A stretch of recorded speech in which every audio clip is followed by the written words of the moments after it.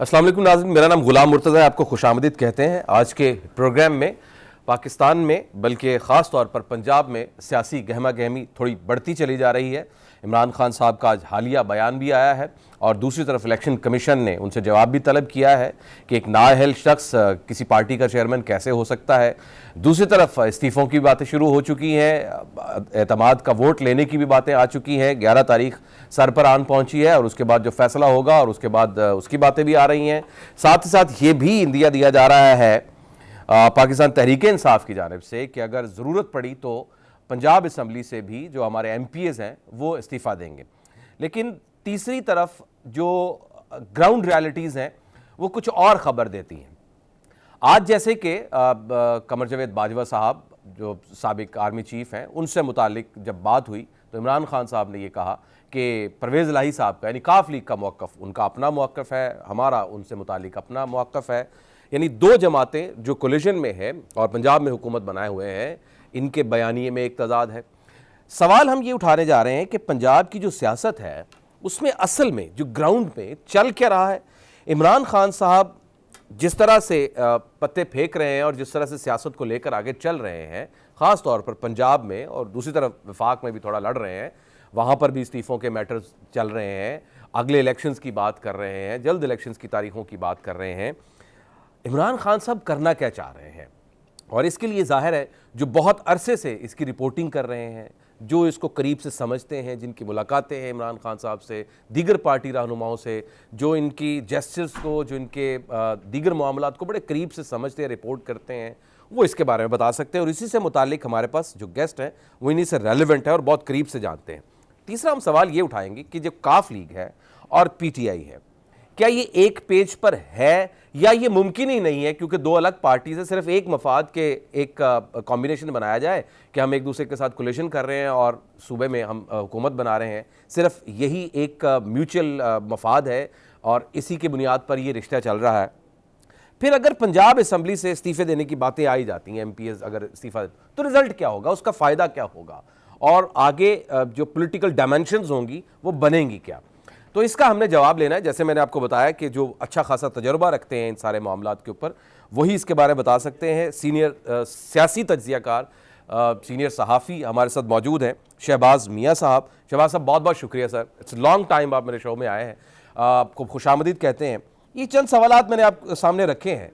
सबसे पहले तो हमें ये समझाइएगा कि जो पंजाब की अब सियासत चल रही है, क्या हम इसको वफाक के साथ जोड़कर समझें, PTI से के प्रिज्म से हम इसकी पंजाब की सियासत को देखें, या काफ लीग के प्रिज्म से समझें? इसको जरा समझा दें हमें कि अब चल क्या रहा है, हो क्या रहा है और आगे होने क्या जा रहा है। शहबाज साहब, पंजाब की सियासत को अगर समझना है तो उसमें जिस तरह आपने कहा कि PTI के हवाले से देखी जाए या वफाक के हवाले से, तो सबसे पहले तो वफाक के हवाले से देखना चाहिए कि जिस तरह इमरान खान साहब की हुकूमत जो है अदम एतमाद के जरिए ख़त्म होती है और उसके बाद एक नया सेटअप सामने आता है, तो वो सिर्फ चंद माह के लिए नहीं था, वो 1.5 साल के लिए था और उसमें कोई गारंटर्स भी थे, ऐसी चीज़ें भी थी। और उसके बाद फिर जब पंजाब के अंदर मुस्लिम लीग नवाज की हुकूमत नहीं रहती और चौधरी परवेज़ इलाही वज़ीर आला बनाए जाते हैं, तो उसके बाद फिर ये बात और क्लियर हो जाती है कि चौधरी परवेज़ इलाही जो खुद से भी कहते हैं कि उन्हें कुदरत ने एक अचानक मौका दे दिया है, सही, और जिसका वो एक अरसे से ख्वाब देख रहे थे और कुछ 13-14 साल के बाद वो दोबारा बने हैं। और वो 13-14 साल के बाद अगर वज़ीर आला पंजाब दोबारा बने हैं तो वो कोई 2-4-6 माह के लिए नहीं बने। सही है। अब उनका मामला जो आप PTI के साथ कहते हैं कि वो इत्तेहादी है, तो वो इत्तेहादी बनाया किसने? ठीक है, इत्तेहादी गुड पॉइंट। जिन्होंने बनाया वो बड़ा क्लियर कहते हैं कि हमें जो जनरल बाजवा ने कहा कि आप इस तरफ चले जाएं तो हम इमरान खान साहब की तरफ चले गए, वरना हम तो दूसरी तरफ जा रहे थे। सही है। अब इमरान खान साहब ये कहते हैं कि उनका मौक़िफ़ अपना है और PTI का अपना है और काफी का अपना है और जनरल बाजवा के हवाले से तो हमें कोई इतराज़ नहीं है, लेकिन हम एक पेज पे हैं। ऐसा बिल्कुल नहीं है, बिल्कुल ठीक है, बहुत अच्छा पॉइंट। ऐसा बिल्कुल नहीं है। मैं उन रिपोर्टर्स में, उन जर्नलिस्ट में शामिल हूँ जब से ये इत्तेहाद बना और परवेज़ इलाही बरसरे इक़्तिदार आए, तो हम उस वक्त से कह रहे हैं कि परवेज़ इलाही के जो मौक़िफ़ है वो एक ही है और वो हमेशा से रहा है, उस पूरे सियासी खानदान का वो प्रो एस्टेब्लिशमेंट रहा है और वो खुल पे इस पे बात करते हैं कि बड़े एहसानात हैं हमारे اور اسٹیبلشمنٹ کے اور ان کے ساتھ مل کے چلتے ہیں اور سیاست کرتے ہیں. تو یہ بات کہ اس وقت آگے اگر ہم آتے ہیں کہ اعتماد کا ووٹ لینا ہے اور جو پنجاب ہیں وہ لینا چاہ رہے ہیں اور چودھری پرویز لائی کہہ رہے ہیں کہ ہم نہیں لیں گے, اور اس کے بعد جو پی ٹی آئی آج جو کہا کہ ہم ریزائن کر دیں گے, تو کرتے ریزائن. اس سے چودھری پرویز لائی کو خاص فرق نہیں پڑنے والا. ان کی فوری طور پہ وزارت اعلیٰ کہیں نہیں جا رہی. کسی لیول پہ یہ انڈرسٹینڈنگ موجود ہے کہ جب تک ملک کے اندر اس کے پیچھے لاجک کیا ہے شہباز صاحب, اس کے پیچھے لاجک کیا ہے شہباز صاحب؟ وزیر اعلیٰ پنجاب چودھری پرویز لائی رہیں گے. آپ یہ کیا, یہ مجھے اس کا ذرا پوائنٹ سمجھائیے گا کہ اگر ایم پی ایز پی ٹی آئی کے ایم پی ایز استعفے دے دیتے ہیں صوبائی اسمبلی سے, تو پرویز لائی صاحب کی وزارت اعلیٰ پر کوئی فرق نہیں پڑے گا, اس سے کیا مراد ہے آپ کی؟ اس سے مراد یہ ہے کہ اس کو ہم دیکھیں, اس وقت معاملہ عدالت کے اندر ہے. جی ٹھیک ہے. 11 جنوری کو یہ چیزیں مزید سامنے آئیں گی, اور دونوں طرف کے جو وکلا ہیں وہ سینئر پینلز کے وہ وکلا جو ہیں وہ اپنے اپنے دلائل دیں گے. جب معاملہ عدالتوں میں چلا جاتا ہے, اور یہ جانا تھا, یہ بھی پتا تھا کہ یہ طے نہیں ہونا, کیونکہ لنگر آن کرنا ہے, کسی طرح ٹائم گین کرنا ہے پنجاب کے اندر مسلم لیگ کاف کو, اور کسی حد تک پی ٹی آئی کے اندر بھی جو ایم پی ایز ہیں اور ان کے جو صوبائی وزراء ہیں وہ بھی یہی چاہتے ہیں, وہ بھی یہی سیٹ اپ چاہتے ہیں جو پرویز لائی چاہ رہے ہیں. کیونکہ جب 270 کے قریب 270 ارب کے قریب جو فنڈز ہیں وہ صرف 6 ماہ کے اندر ریلیز ہوئے, تو آپ اس میں دیکھیے روپے پیسے کا کس قدر کھیل ہے, کس قدر. ایک عام ہمارے ہاں یہ کہا جاتا ہے کہ کسی بھی ترقیاتی منصوبے میں 30% تک جو ہے مختلف کمیشن جو ہیں وہ مختلف حوالوں سے, چاہے وہ عوامی نمائندے ہوں یا بیوروکریسی ہو یا ٹھیکیدار ادھر ادھر ہوتی ہیں. تو آپ دیکھیں یہ کروڑوں اربوں روپے کا جو پیسے کی ریل پیل ہو رہی ہے وہ پی ٹی آئی کے جو کارکن بھی چاہتے ہیں, اور پی ٹی آئی کے جو وزراء ہیں وہ بھی چاہتے ہیں, اور بڑی حد تک ایم پی ایس جو مختلف ہیں وہ بھی چاہتے ہیں. وہ کہتے ہیں کہ ہم 1 لاکھ نوکریاں دیں گے چودھری پرویز لائی. تو کیا جو پی ٹی آئی کے ایم پی ایز ہیں وہ نہیں چاہتے کہ وہ اپنے حلقے میں جو انہوں نے وعدے کر رکھے ہیں پچھلے 4.5 سال سے وہاں پہ نوکریاں, وہ ان کا اپنا جو حصہ ہے وہ لیں؟ یہ وہ بالکل چاہتے ہیں, کیونکہ انہوں نے بھی الیکشن میں جانا ہے. تو اس وجہ سے اتنا یہ آسان نہیں ہے یہ کہہ دینا کہ ریزائن کر دیں گے پی ٹی آئی کے جو ایم پی ایز ہیں اور اس کے بعد اسمبلی کا کیا خلا میں ہو جائے گی, اس کا کیا فیوچر ہوگا. یہ سسٹم ابھی بہرحال چلنا ہے, اور اسی طرح کبھی عدالت میں کبھی یہ جو معاملات رہیں گے. اور عمران خان صاحب کی سیاست کے حوالے سے جو آپ نے جو شروع میں پہلا آپ کا جو کوشچن جو آپ نے اٹھایا تھا کہ وہ کیوں ایسا کر رہے ہیں, کہ اپنے پتے کھیل رہے ہیں, وہ دیکھیں انگیج رکھ رہے ہیں. ایک تو خان صاحب کی کامیابی کو عام مانیے کہ جس دن سے وہ وزارت عظمیٰ سے فارغ ہوئے ہیں اس دن سے انہوں نے انگیج کر کے رکھا ہوا ہے پاکستان کی عوام کو, میڈیا کے ذریعے, اور پاکستان کے سیاستدانوں کو. پوری جو وفاقی حکومت ہے وہ ان کے جواب دے رہی ہوتی ہے, پوری پی ڈی ایم جواب دے رہی ہوتی ہے. یہ ایک بڑی کامیابی ہے کہ آپ جب وہ بنی گالہ میں تھے تو بنی گالہ کے باہر جو ہے 24 گھنٹے میڈیا کھڑا رہتا تھا, اور اب وہ زمان پارک میں پچھلے 2-2.5 ماہ سے ہیں تو سارا میڈیا وہاں پہ کھڑا رہتا ہے, اور روزانہ وہ درجنوں بیسیوں لوگوں سے مختلف طبقہ زندگی سے تعلق رکھنے والے جو ان سے ملاقاتیں کرتے ہیں. تو یہ ان کی کامیابی ہے, یہ ان کی کامیابی ہے کہ انہوں نے انگیج کر رکھا ہے. لیکن جو ان کی خواہشات ہیں وہ اس طرح پوری نہیں ہونے جا رہی. جو اس وقت سینیریو سیٹ اپ آپ دیکھ رہے ہیں کہ ہمارے جو مسلح افواج کے سربراہ ہیں وہ سعودی عرب جا رہے ہیں, اس کے بعد چائنا جا رہے ہیں. جو ملک کی معاشی حالت ہے اس وقت جو طاقتور حلقے ہیں اور جو پی ڈی ایم کی حکومت ہے جن کے سر پہ یہ بوجھ پڑا ہوا ہے کہ ہم نے کس طرح پاکستان کو ڈیفالٹ سے بچانا ہے, اور کوئی کسی طرح کا کوئی ریلیف جو ہے معاشی طور پہ مل جائے. آئی ایم ایف کا وفد بھی آ رہا ہے 3 دن میں, ابھی پی ایم صاحب کا بیان بھی آیا. اچھا, میں آپ کی باتوں سے 3 چیزیں سمجھاؤں. نمبر 1 یہ کہ عمران خان صاحب کا جو اس وقت کا جو پتہ ہے جو نظر آ رہا ہے وہ یہ to engage the whole scenario, چاہے وہ پولیٹیکل سینیریو ہے, چاہے وہ میڈیا سینیریو ہے, یا کسی نہ کسی طریقے سے پاکستان کی جو پولیٹیکل سائیڈز ہیں ان کو کسی نہ کسی طریقے سے انگیج کیا جائے. نمبر 1. نمبر 2 میں یہ بھی سمجھاؤں کہ کاف لیگ اور پیپلز پارٹی کا صرف ایک مفاد وہ یہ کہ اکٹھے ہو کر صرف ایک وزارت اعلیٰ دی جائے اور گورنمنٹ نون لیگ کو نہ جانے دی جائے, اس کو سیف کر لیا جائے. صرف ایک مفاد ہے, ادروائز یہ دونوں ایک پیج پر نہیں ہے کسی صورت پر بھی. تیسری بات مجھے یہ سمجھائیے گا سر کہ اس وقت جو کاف لیگ کا ظاہر ہے وزیر اعلیٰ ہے, ابھی کتنے % کاف لیگ کے کنٹرول میں ہے پنجاب کی گورنمنٹ اور کتنے % پی ٹی آئی کے کنٹرول میں ہے, کیونکہ یہ دونوں کولیشن ہے ان دونوں کی. یعنی ہمیں نظر آ رہا ہے کہ کاف لیگ یعنی سی ایم پنجاب ہر کام میں وہ سب سے آگے ہو رہے ہوتے ہیں. کوئی اناؤنس کرنا ہے, کوئی چیز کام کرنا ہے تو سب سے آگے ہوتے ہیں, لیکن پی ٹی آئی کیا کوئی بھی وزیر یا کوئی بھی کسی طرح سے کوئی اعلان سامنے نہیں آتا, چاہے وہ ترقیاتی کام ہے یا کوئی نیا انیشیٹو ہے. اس کا ذرا پرسنٹیج تو سمجھائے گا. ٹوٹلی کنٹرول پرویز الہی صاحب یعنی کاف لیگ کے پاس ہے اس وقت وزارت اعلیٰ کا, یا پی ٹی آئی کا کنٹریبیوشن بھی ہے اس میں؟ ٹوٹلی جو وزیر اعلیٰ پنجاب ہیں اس وقت پنجاب کو وہ چلا رہے ہیں. ٹھیک, اس کی وجہ کیا ہے کہ انہوں نے 5.5 سال جو ہے وزارت اعلیٰ کی, اور اس وقت کی جب ملک کے اندر بہت زیادہ پیسہ بھی آ رہا تھا, جنرل پرویز مشرف کا دور تھا, اور بہت سارے انہوں نے ریکارڈ ترقیاتی کام کرائے, اور کچھ ان کی چیزیں کریڈٹ پہ بھی ہیں جو انہوں نے ادارہ جاتی سطح پہ کام کیے. اور اس کے بعد پھر جب یہ موجودہ پارلیمنٹ آتی ہے اور اس میں 4.25 سال ایک اس شخص کو وزیر اعلیٰ لگایا جاتا ہے جس کے اندر کہا جاتا ہے کہ وہ صلاحیت نہیں تھی کہ وہ ایک اچھے ایڈمنسٹریٹر کے طور پہ سامنے آتے اور بیوروکریسی ان کی بات مانتی اور فنڈز ریلیز ہوتے, عثمان بزدار ایسا نہیں کر پائے. تو وہ جو بیک لاک ہے اس کو نکالنے کا موقع جو ہے چودھری پرویز الہی کو ملا ہے. وہ بیک لاک نکالنے کے لیے اب جس طرح میں نے پہلے بات کی کہ پاکستان کی سیاست جو ہے وہ روپے پیسے کے کھیل کے بغیر نہیں ہے.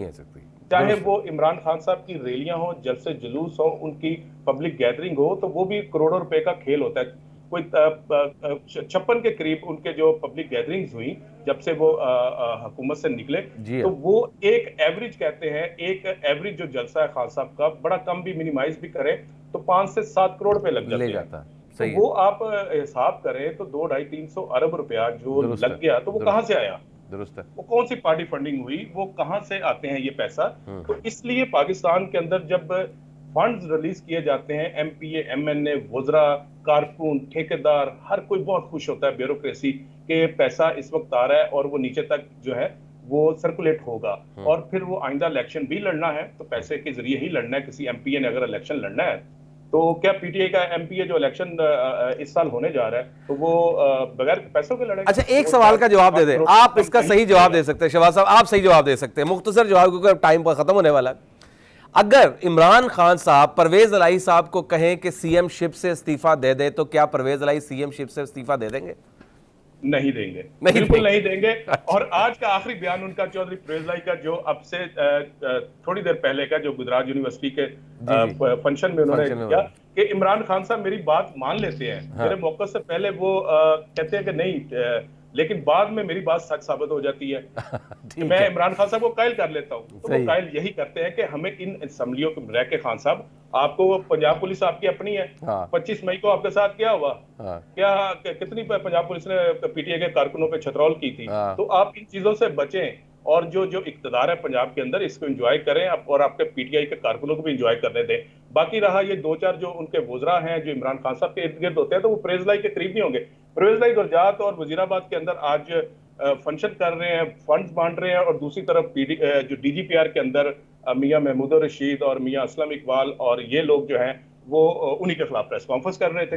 اس لیے یہ ان کے جو وزراء ہیں وہ ایک پیج پہ نہیں ہیں, اور پرویز الہی وہ ثابت کر رہے ہیں کہ وہ ایک اچھے ایڈمنسٹریٹر ہے پنجاب کے اندر, ان کو پنجاب چلانا آتا ہے, بیوروکریسی ان کو کنٹرول کرنا آتی ہے, اور یہ وہ بات ثابت کر رہے ہیں. درست ہے. شہباز میاں صاحب نے کہا وہ درست ثابت ہوا, بہت زبردست انالیسز, بڑی گراؤنڈ ریئلٹیز آپ نے بتائی, بہت بہت شکریہ آپ کا, ہمیشہ وقت دیتے ہیں, ہماری رہنمائی فرماتے ہیں. یہ ہے اصل میں گراؤنڈ ریئلٹیز اور the real picture of Punjab government. یہ جتنے بھی آپ کو بیانات نظر آ رہے ہیں اس کی یہ اصل پکچر ہے, یہ آپ کو دکھانا ضروری تھی. ایک بریک لیتے ہیں اور بریک کے بعد ذرا پاکستان کی معیشت پر بھی بات کریں گے. زر مبادلہ کے ذخائر 8 سال کی کم ترین سطح پر ریکارڈ ہو چکے ہیں, پہنچ چکے ہیں. ہونے کیا جا رہا ہے, ایک بریک کے بعد. بریک کے بعد آپ کو خوش آمدید کہتے ہیں. پاکستان کی معیشت کے اوپر متعدد پروگرامز ہم کر رہے ہیں, گراؤنڈ ریئلٹیز کو سمجھنے کی کوشش کر رہے ہیں, اور گاہے بگاہے جو اصل اشاریے ہیں ان کو سمجھنے کی کوشش کر رہے ہیں. گراؤنڈ ریئلٹیز اس وقت پاکستان کی اکانومی کی کیا چل رہی ہیں اس کے بارے میں آپ کو خبر دے رہے ہیں, اور گاہے بگاہے آپ کو یہ آگاہ بھی کر رہے ہیں کہ اس وقت ہم اکنامکلی کس کنڈیشن میں ہیں, کس سٹیج پر ہیں, اور آگے کیا چیز متوقع ہے, ہو سکتی ہے یا نہیں ہو سکتی, اور اس کو اینالائز کر رہے ہیں سچویشن کو. خبر آج کی یہ ہے کہ زر مبادلہ کے جو ذخائر ہیں 8 سال کی کم ترین سطح پر آن پہنچے ہیں. 8 سال کی کم ترین سطح پر. ماضی میں کیا اس سے بھی کم ترین ہوا ہے, یہ سوال اٹھائیں گے, اور یہ ساتھ سوال اٹھائیں گے کہ اب یہ پہنچ تو چکا, اب کیا ہوگا. महंगाई में भी इजाफा हो रहा है, मुसलसल लगातार इजाफा हो रहा है। आज ही की खबर है, महंगाई में मजीद इजाफा हुआ है। इस हफ्ते की बुनियाद पर हम अगर देखें, कहाँ जाकर ठहरेंगे हम और कहाँ जाकर ये पाकिस्तान के इकनॉमिक हालात जाकर ठहरेंगे। IMF का वफ्द पाकिस्तान आ रहा है। कुछ देर पहले PM पाकिस्तान उन्होंने भी अनाउंस किया कि 2 से 3 दिन में पाकिस्तान का वफ्द आ रहा है, IMF का वफ्द पाकिस्तान आ रहा है। क्या होगा? IMF का वफ्द आ रहा है, उससे क्या होने जा रहा है, उसकी क्या एक्सपेक्टेशंस हैं? एक खबर ये भी आज फ्लोट कर रही थी डॉन अखबार में, डॉन न्यूज़ ने इसको रिपोर्ट किया था कि रमज़ान मुबारक में जो ऑयल और घी की प्राइसेस हैं वो मज़ीद बढ़ जाएंगी। शायद उसमें जो सीड्स है उसका मैटर भी है, या रॉ ऑयल जो हम उधर से इंपोर्ट करते हैं, पाम ऑयल, उसका भी कोई इशू हो सकता है। वैसे ही उसकी कीमतें कंट्रोल से बाहर हो रही हैं। दूसरी तरफ आटे का भी एक बहरान है। आटे के बहरान के ऊपर बहुत सारे 20 किलो का आटे का थैला ख़त्म कर दिया गया है, 10 किलो का आटे का थैला ट्रक्स के ज़रिए में लाइनें लगी हुई हैं, चीनी नहीं मिल पा रही है, सस्ते दामों नहीं मिल पा रही है, महंगे से महंगा आटा होता जा रहा है। खैर, ये तो ग्राउंड रियलिटीज़ थी। पहले ज़रा एक ब्रॉडर पर्सपेक्टिव के ऊपर बात करेंगे, और इसके लिए बात करने के लिए सबसे जय्यद, इस वक्त पाकिस्तान के सबसे जय्यद इकोनॉमिस्ट जो करीब से इन सब आशारियों को समझते हैं, हमारे साथ मौजूद है माहिर मुआशी अमूर डॉक्टर फ़र्रुख सलीम साहब। डॉक्टर साहब, बहुत बहुत शुक्रिया सर, आप हमेशा हमारी रहनुमाई फरमाते हैं। मज़ीद रहनुमाई फरमाइएगा कि ज़र मुबादला के ज़खायर 8 साल की कम तरीन सतह पर हैं। अलार्मिंग समझा जाए या माजी में भी इससे भी कम हुए और हमने सर्वाइव कर गए, और अगर अब ये पहुंच चुके हैं तो अब आगे क्या होगा? डॉक्टर साहब जी, मुजद्दिद साहब, मेरा ख्याल है कि दो सबसे बड़े चैलेंजेस हैं, आपने उनकी तरफ इशारा किया अपने इब्तिदाई में। अवाम जो है, जो 22 करोड़ पाकिस्तानी हैं, उनके लिए इस वक्त सबसे बड़ा चैलेंज जो है वो महंगाई का चैलेंज है, और हुकूमत पाकिस्तान जो है उसके लिए इस वक्त सबसे बड़ा चैलेंज जो है वो डॉलर्स का एक संगीन, एक खतरनाक किस्म का फुकदान है। अब आपने कहा कि अगर डॉलर कम हो जाएं तो उसके नतीजे में क्या हो सकता है। देखिए, पाकिस्तान जैसा मुल्क जिसका इन्हिसार जो है वो इंपोर्ट्स के ऊपर बेतहाशा है। जी। हम गंदम भी इंपोर्ट करते हैं, इस साल हमें कपास इंपोर्ट करनी है, पेट्रोल, डीजल, खाम तेल, खाने बनाने का तेल, अद्वियात, दालें इंपोर्ट होती हैं, कोयला हम इंपोर्ट करते हैं अपने पावर प्लांट चलाने के लिए, LNG इंपोर्ट होती है। इन सब चीज़ों को इंपोर्ट करने के लिए हमें चाहिए डॉलर्स, और जैसे आपने बताया कि स्टेट बैंक का जो खजाना है वो आप तकरीबन खाली समझिए, उसमें 5.8 अरब डॉलर बताए जा रहे हैं, जिसका मतलब ये है कि हमारे पास कोई 3 हफ्तों से ज्यादा का इंपोर्ट का कवर जिसको कहते हैं वो नहीं बचा। सही है। तो ये एक बड़ी ही संगीन सिमत की तरफ पूरी मईशत को जो है वो ले जा सकती है। और मुर्तज़ा साहब, मेरी कंसिडर्ड ओपिनियन ये है कि इस वक्त पाकिस्तान की जो माशी कश्ती है उसको डूबने से अगर कोई बचा सकता है तो वो इस वक्त एक ही एंटिटी है, और उसका नाम है IMF। तो आज साइन करें या कल साइन करें, हमें IMF के प्रोग्राम का हिस्सा लाजमी बनना होगा। ओह गॉड, IMF का वफ्द सर जो बुलाया गया है या आ रहा है वो इसी प्रोग्राम का हिस्सा है, और वो क्या कर सकता है, इसमें कैसे हेल्प कर सकता है हमें? देखिए, दुनिया में एक ही इदारा है जो IMF है, जिसके पास मॉनिटरिंग मैकेनिज्म हम कहते हैं, कि यानी कि पाकिस्तान के माशी अदाद-ओ-शुमार और पाकिस्तान के माशी इशारियों को जो मॉनिटर कर सकता है। ना वर्ल्ड बैंक के पास ऐसा कोई इंतजाम है, ना सऊदी अरेबिया के पास, ना चीन के पास, ना एशियन डेवलपमेंट बैंक के पास, ना किसी और आलमी मालियाती इदारे के पास। तो पहले आपको याद होगा कि कुछ माह पहले भी ऐसा हुआ था कि सऊदी अरेबिया ने भी हमें यही मशवरा दिया था कि आप पहले IMF के पास जाएं, चीन भी यही मशवरा देता है कि पहले आप IMF के पास जाएं। तो मेरे जहन में जो अगले कुछ माह में, अगले कुछ हफ्तों में जो पाकिस्तान को काम करना पड़ेगा वो पहला ये है कि हमें IMF का हिस्सा बनना होगा। उसके बाद जो एक्सचेंज रेट का फर्क आ रहा है, जो हमें इंटरबैंक का रेट बताया जा रहा है और जो ओपन मार्केट का रेट है, इसको हम इकोनॉमिक्स की जुबान में कहते हैं एक्सचेंज रेट रियलिज्म। यानी कि जो जमीनी हकीकत है हमारे रुपए की वैल्यू, उस पे हुकूमत को रुपए की वैल्यू लानी होगी। उसके बाद फिर वो फ्रेंडली कंट्रीज जो हैं, सऊदी अरेबिया, चाइना के पास जा सकते हैं, और उसके बाद फिर वो एक जिसको हम डेट रिस्ट्रक्चरिंग कहते हैं, कि यानी कि जो बैरूनी कर्जा जात हैं उनकी रिस्ट्रक्चरिंग करना हो। अब ये कोई रॉकेट साइंस नहीं है, ये तीनों चारों स्टेप्स जो हैं ये पाकिस्तान को अगले चंद हफ्तों में, चंद महीनों में करने होंगे। अच्छा, इसका मतलब ये हम समझें कि जहां महंगाई इस वक्त मौजूद है اب مزید مہنگائی ہونے والی ہے، آسان لفظوں میں، سادہ لفظوں میں یہ سمجھیں، مجبوری ہے اس کی؟ جی دیکھیے، جب روپے کی ویلیو، جو اصل حقیقت کی ویلیو ہے، جو زمینی حقیقت کی ویلیو ہے، وہ میں یہ سمجھتا ہوں کہ 15 سے 20% کہیں پاکستان کی روپے کی ڈیویلیویشن ہو جائے گی اگر اس کو مارکیٹ فورسز پہ چھوڑا جائے. جب روپیہ گرے گا ڈالر کے سامنے تو وہ جتنی بھی لمبی سی لسٹ میں نے آپ کے سامنے رکھی تھی، جو چیزیں ہم امپورٹ کرتے ہیں، ان سب کی قیمت جو ہے وہ بڑھ جائے گی. ابھی ہمیں پاکستان بیورو اسٹیٹسٹکس یہ بتا رہا ہے کہ ان کا جو مہنگائی کی شرح ہے وہ لگ بھگ 30% کے قریب آ رہی ہے. میرے خیال میں یہ تقریباً اس میں آپ 15 سے 20% مزید اضافہ ہو سکتا ہے اگلے چند مہینوں کے اندر. درست فرمایا. اچھا، یہ ایک خبر فلوٹ کر رہی ہے کہ پاکستان میں آئل اور گھی کی پرائزز، ظاہر ہے اب چند مہینوں کے بعد رمضان المبارک بھی آنے والا ہے اور اس وقت سب سے زیادہ اس کی کنزمپشن ہوتی ہے. کیا واقعی گھی اور آئل کی قیمت بڑھنے کے خدشات ہیں؟ اس کی کوئی گراؤنڈ ریالٹیز آپ کی سمجھ میں آتی ہیں؟ دیکھیے، کچھ چیزیں مثبت پازیٹیو بھی نظر آ رہی ہیں عالمی منڈیوں کے حوالے سے، جس میں ایک تو جو کروڈ آئل ہے جس سے ہم پیٹرول ڈیزل بناتے ہیں، وہ جو کچھ مہینے پہلے کی قیمتیں تھیں جو $120-122 فی بیرل پہ چلا گیا تھا، وہ اب کہیں سٹیبل آؤٹ ہو رہا ہے $80 کے قریب. تو وہاں پہ آپ سمجھیے کہ پاکستان کا جو تجارتی خسارہ ہے اس میں کچھ بہتری آ سکتی ہے. اسی طرح جو پام آئل ہے، خاص طور پہ جو ملیشیا اور انڈونیشیا سے آ رہا ہے، اس کی بھی عالمی قیمتوں میں کمی واقع ہوئی ہے.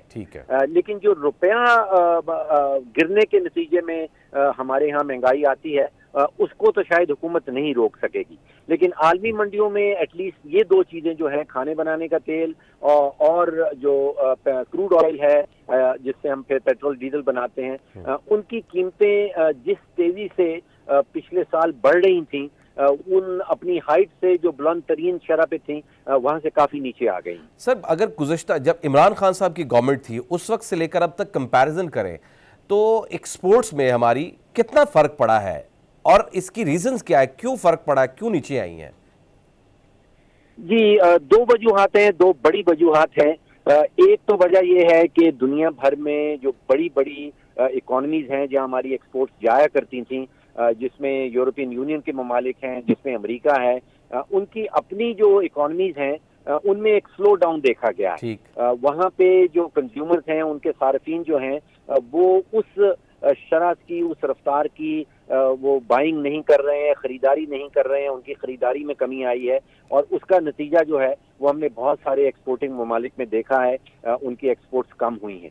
ایک خاص طور پہ جو پاکستان میں معاملہ خراب ہے وہ یہ ہے کہ جب انٹر بینک کا ریٹ آپ نے 227 رکھا ہو اور اوپن مارکیٹ جو ہے وہ 255 260 کی باتیں کر رہے ہو، تو پھر تو ایک تو ریمیٹنسز کم ہوتی ہیں. جو سعودی عربیہ میں، جو یو اے ای میں، دبئی میں، ابو دھابی میں پاکستانی کام کر رہے ہیں، وہ اگر روپیہ انٹر بینک کے تھرو بھیجتے ہیں تو ان کو 227 روپے ملتا ہے.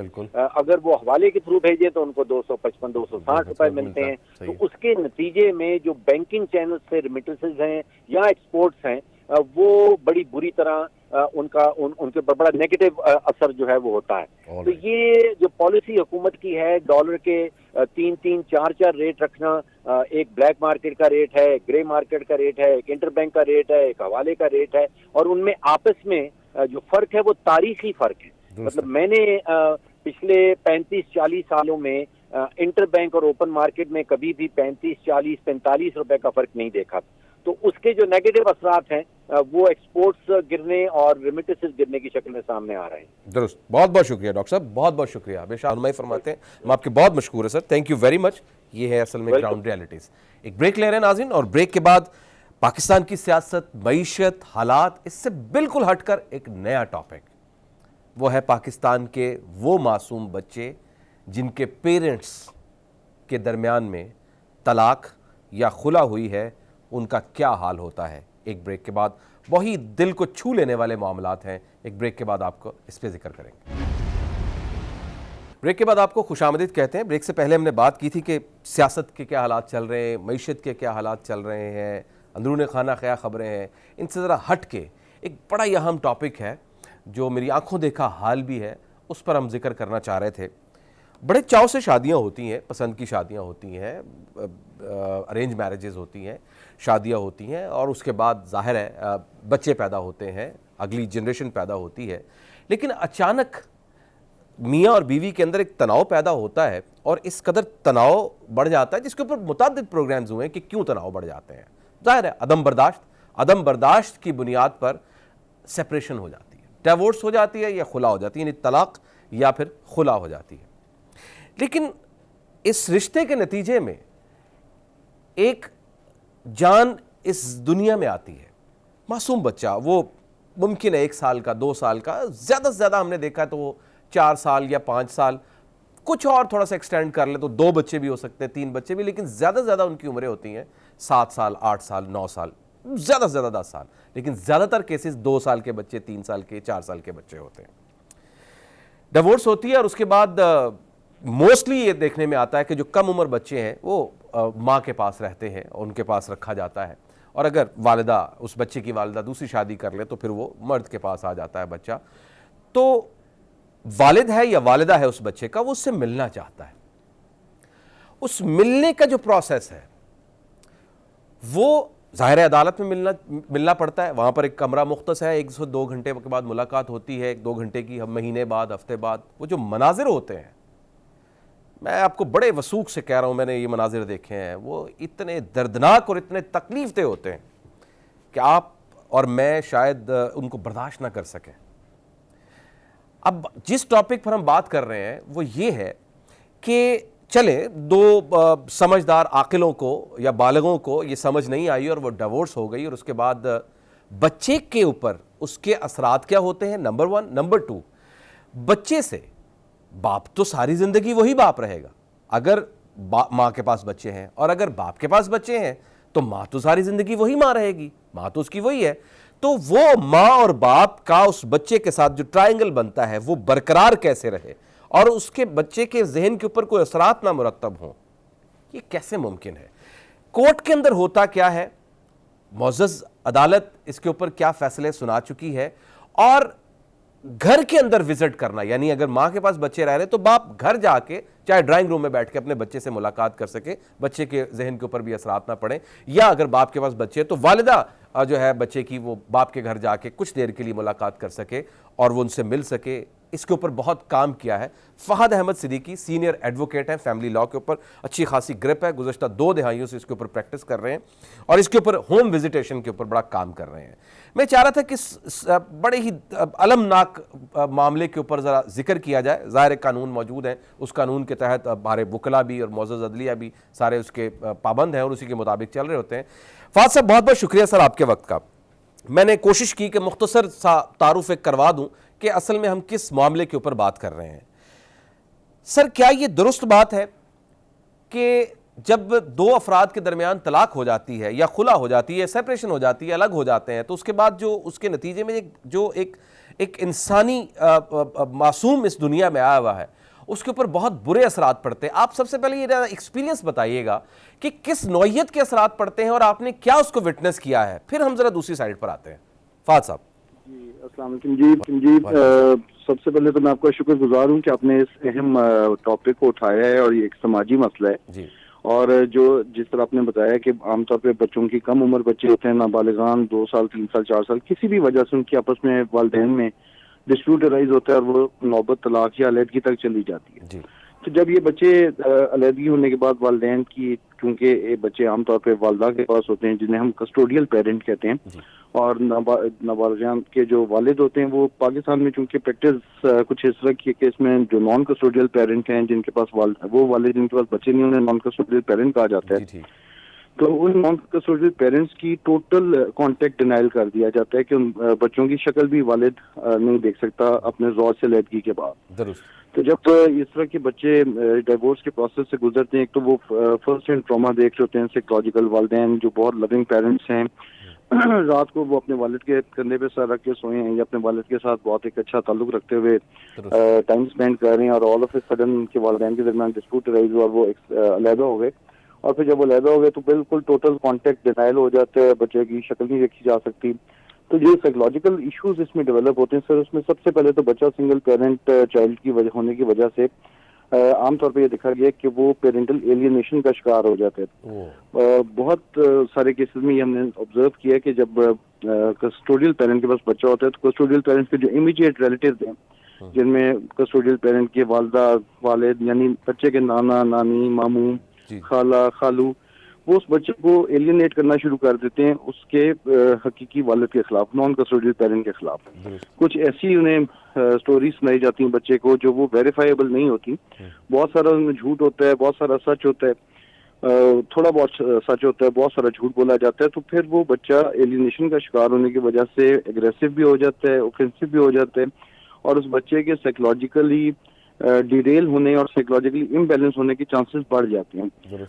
ابھی ہم نے 2009 میں ایک ریٹ پٹیشن فائل کی تھی لاہور ہائی کورٹ میں پبلک انٹرسٹ میں، اور اس میں آنریبل چیف جسٹس تھے اس کے جناب عمرتا بندیال صاحب، انہوں نے پھر Punjab university applied psychology department سے ایک رپورٹ کال کی تھی کہ ایسے بچے جن کی منیمم ایکسیس ہے اپنے نان کسٹوڈیل پیرنٹ کے پاس، ان کے اوپر سائیکولوجیکل ایشوز یا سائیکولوجیکل امپلیکیشنز کیا ہوتی ہیں. تو اس رپورٹ کے مطابق تقریباً 17 قسم کے سائیکولوجیکل ایشوز ڈیولپ ہونے کے اندیشہ ہے ایسے بچوں کے اوپر جو سنگل پیرنٹ چلڈرن ہیں اور جن کا اپروپریٹ کانٹیکٹ ڈینائل ہے، یعنی کہ اپنے نان کسٹوڈیل پیرنٹ سے وہ 2 گھنٹے 3 گھنٹے یا 4 گھنٹے کی کورٹ پریمیسز میں ملاقات کرتے ہیں. تو ایک بہت بڑا انسانی المیہ میں سمجھتا ہوں کہ ڈیولپ ہو رہا ہے with the passage of time. ایک اور ذرا شیئر کیجیے گا. یقیناً آپ نے آج سے کوئی 15 سال پہلے مثال کے طور پر ایک ایسے بچے کے کیس کو دیکھا ہوگا یا خود اس کو ڈیفینس کیا ہوگا یا اس کو پریکٹس کیا ہوگا جس کی عمر 2 سے 3 سال ہوگی یا آج سے 10 سال پہلے. اب وہ بچہ 13-14 سال کا ہو گیا ہوا ہے اور وہ یقیناً کسی نہ کسی طریقے سے آپ کی اس سے انٹریکشن بھی ہوئی ہوگی. آپ کا ذاتی ایکسپیرینس کیا ہے؟ اس میں کیا چینجز آئی ہیں؟ سر اس میں سب سے پہلی تو چینج یہ ہوتی ہے کہ وہ انتہائی ایگریسو ہو جاتا ہے اپنے نان کسٹوڈیل پیرنٹ کے خلاف.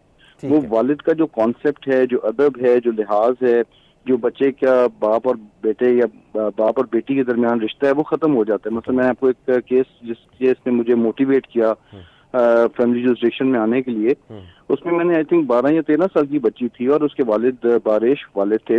انہیں میں گارڈین کورٹ میں وزیٹیشن ایریا میں دیکھا تھا اور وہ لٹرلی گالیاں دے رہی تھی اپنے باپ کو، اور شرابی اور زانی. اب دیکھیے سوچیے 12 سال کے بچے کو تو نہیں پتا نا جی کہ شراب کیا چیز ہے، زنا کیا چیز ہے، یا گندی گندی غلیظ قسم کی جو گالیاں ہیں. اب وہ باپ جو ہیں وہ بارش بھی تھے اور وہ آنسو سے رو رہے ہیں اور وہ بیٹی کو اپنی گواہی دے رہے ہیں بے گناہی کی اور بتا رہے ہیں کہ تمہاری والدہ نے کھلا لی یا جو بھی سچویشن کی علیحدگی کی وہ بتا رہے ہیں، اور وہ بچی بات سننے کے لیے تیار نہیں ہے. تو ایسے بچے وائلنٹ ہو جائیں گے اور وائلنٹ ہونے کے بعد وہ پھر باپ کے ساتھ گستاخی روٹین میں کی جاتی ہے. میں سمجھ گیا. اب ذرا فہد بھائی یہ بتائیں، فہد صاحب یہ بتائیے فرمائیے کہ اس طرح کے پریسیڈنٹ جو ہیں ان کو اوور کم کرنے کے لیے جو ڈیولپڈ کنٹریز ہیں یقیناً انہیں کافی کام ہوا ہے اس کے اوپر. تو ہمارے پاس پریسیڈنٹس کیا ہے فار ڈیولپ کنٹریز سے جو ہم اڈاپٹ کر سکتے ہیں، یا جو لیٹسٹ ریسرچز ہیں اس کے مطابق ہم کیا کر سکتے ہیں؟ کیا ہوم وزیٹیشن ہونی چاہیے؟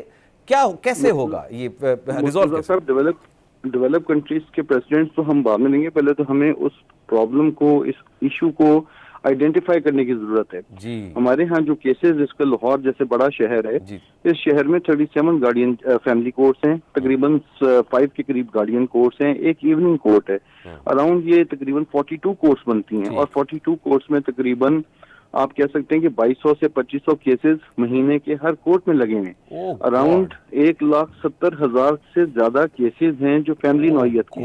آپ 1,70,000 کیسز میں آپ ایک ایوریج رکھ لیجیے. آپ نہ کیجیے کہ 2 بچے ہوں گے، 3 بچے ہوں گے، کچھ پیرنٹس کے تو 4 بچے بھی ہوتے ہیں. آپ صرف ایک بچے کے حساب سے کیلکولیٹ کیجیے تو 1,70,000 بچہ صرف لاہور جیسے شہر میں انوالو ہے جو انڈر اس سسٹم کا وہ زد میں آ رہا ہے. اور اگر اس کو 50% بھی کر لوں کہ وہ اس کی زد میں نہیں بھی آ رہا کر لیں تو کم از کم 1 لاکھ بچہ جو ہے وہ اس کا ایفیکٹ ہی ہے. ایک شہر میں، ایک شہر میں.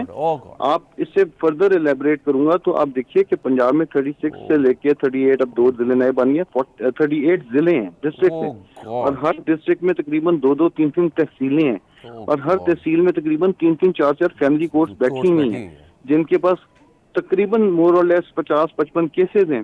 تو یہ تقریباً ایک رف ایسٹیمیٹ لگائیں تو پنجاب میں 10 لاکھ بچہ ہے جو اس سنگل پیرنٹ چلڈرن یا ڈیورس اور سپریشن بٹوین اسپاؤزز کا شکار ہے. پھر ہمارا جو سب سے بڑا المیہ جس کے خلاف ہم ایجیٹیشن کر رہے ہیں وہ یہ ہے کہ ہماری کورٹس خاص طور پہ فیملی کورٹس جو ہیں انہوں نے ایک ٹپیکل سا ٹیمپلیٹ پکڑا ہوا ہے. لٹیگیشن شروع ہوتی ہے، ایک باپ اپلیکیشن دیتا ہے جو مجھے انٹرم کسٹڈی دے دیجیے، وہ انٹرم کسٹڈی امیڈیٹلی ڈیسائیڈ نہیں کرتے، وہ 7-8 مہینے کا اسے ٹائم دیتے ہیں اور اس کے بعد 2 گھنٹے once in a month اور twice in a month court premises کی ملاقات دے دیتے ہیں. ہم اس چیز کو ایجیٹیٹ کر رہے ہیں، میں پچھلے تقریباً 15 سال سے اس چیز کو ریگولرلی ایجیٹیٹ کر رہا ہوں. میری استدعا یہ ہے یا میرا استدلال یہ ہے کہ جناب ڈیورس اور separation is always between spouses, it is never between parents. بچے کے لیے دونوں والدین مقدم ہیں، مکرم ہیں اور ادب کا لائق ہیں. ڈیورس ہوگی میاں بیوی کے درمیان لیکن وہ سائملٹینیسلی اس بچے کے لیے ماں باپ بھی ہیں. اگر آپ ایک پیرنٹ کو 90% ٹائم دے دیں گے اور دوسرے پیرنٹ کو صرف 2% یا 5% ٹائم دیں گے تو اس بچے کے ساتھ یہ ظلم کے مترادف ہے. اس بچے نے تو اپنے والدین کی سپریشن میں کوئی رول نہیں پلے کیا. جب اس بچے نے رول پلے ہی نہیں کیا تو اسے آپ 2 گھنٹے یا 4 گھنٹے وہ بھی ایک کورٹ پریمیسز کے اندر جہاں پہ ہتھکڑیاں لگے ہوئے ملزم بھی آ رہے ہیں، مجرم بھی آ رہے ہیں، وہی میجسٹریٹ 302 کے چلان بھی سن رہے ہیں، وہی میجسٹریٹ 2 گھنٹے کی ملاقات بھی کنڈکٹ کر رہے. تو یہ اس بچے اور جب ملاقات ہو رہی ہوتی ہے تو باقی افراد بھی بیٹھے ہوتے ہیں، دیگر بچے بھی بیٹھے ہوتے ہیں. باقی افراد وہی میں کہہ رہا ہوں وہ کرمنل ہتھکڑیاں بیڑیاں لگے گا ان بچوں کو یعنی دکھا رہے ہیں جو ان کے لیے مناسب نہیں ہے. آپ اپنے مثلا میں اپنے بچے کے لیے کبھی خواہش مند نہیں ہوں گا کہ وہ کرمنلز کے بیچ میں بیٹھ کے مجھ سے ملاقات کرے. تو آپ اس بچے کی ویلفیئر ہے نا جی بیسکلی تو اس بچے کی ویلفیئر آف مائنر کی ایک ڈاکٹرائن ہم نے ڈیولپ کی ہوئی ہے، لیکن وہ ویلفیئر آف مائنر کی جو ڈاکٹرائن ہے اس کے کوئی پرنسپلز ہم نے سیٹ نہیں کیے. تو میں اس چیز کو ایجیٹیٹ کر رہا ہوں کہ دونوں پیرنٹس مساوی ہیں، دونوں پیرنٹس ایکول ہیں، تو دونوں پیرنٹس کو ایکول رائٹس ہونے چاہیے. میں نے ابھی اس سبجیکٹ کے اوپر ایک کتاب بھی لکھی ہے شیئرڈ پیرنٹنگ کے حوالے سے. جی میں پڑھی ہے، بہت زبردست کام کیا آپ نے. جی شیئرڈ پیرنٹنگ کا کانسیپٹ میں ڈیولپ کرنے کی کوشش کر رہا ہوں. میں سمجھتا ہوں اگر آپ ہمارا جوڈیشل سسٹم بھی پرو مدر ہے، ہم سمجھتے ہیں کہ جی مدر کے ساتھ زیادتی ہوئی اور وہ مظلوم طبقہ ہے، اس میں کوئی ڈینائل نہیں ہے کہ خواتین کمپیریٹیولی ویکر جینڈر ہیں پاکستان میں. لیکن اس میں بچے کا جو معاملہ ہے جس فیکٹر کی ہم بات کر رہے ہیں فاضل صاحب وہ بہت امپورٹنٹ ہو چکا ہوا ہے. جی میں وہی گزارش کر رہا ہوں کہ وہ جو ایک ان وارنٹیڈ ہم نے جو ایک مظلومیت ایٹریبیوٹ کی ہوئی ہے نا جی ایک جینڈر کو، وہ جینڈر وہ ایٹریبیوشن نقصان دہ ہے.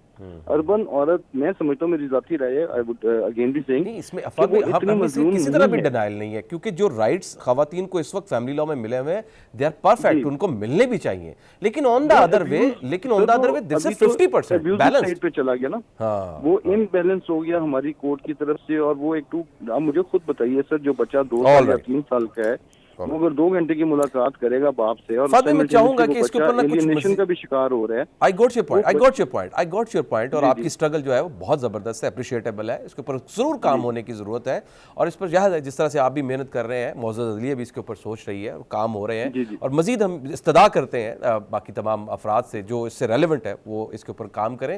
بہت سیریس نوعیت کا میٹر ہے. فاضل صاحب بہت بہت شکریہ آپ کے وقت کا. یہ ایک بڑا ہی اہم معاملہ تھا ناظرین، ہم نے آپ کے آگے رکھنا تھا، اس کو انیشیٹ کیا ہے. مزید اگلے پروگرامز میں بھی ہم اس کو ڈسکس کرتے رہیں گے. اب تک کے لیے مجھے اجازت دیجیے. اللہ نگہبان.